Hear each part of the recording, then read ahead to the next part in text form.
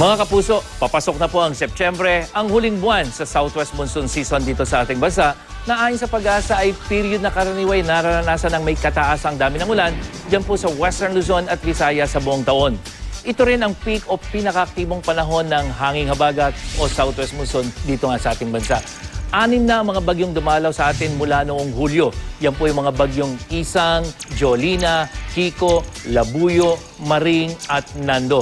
At masasabing pinakamabait sa kanila, sina Jolina at Kiko na namuo sa may West Philippine Sea, palibasa hindi sila tumama sa ating kalupaan.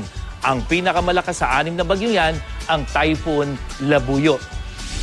Sa ngayon, ito rin ang tinuturing na pinakamalakas sa bagyo sa buong mundo para sa taong ito ayon sa mga international meteorologists.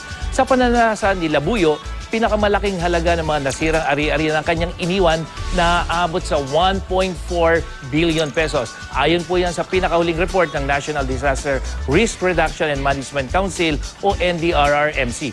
Pero pinakamaraming buhay ng ating mga kababayan ang nawala sa hagupit naman ng habagat na pinalakas noon ng tropical storm na si Maring. Halos 30 tao ang naitalang namatay.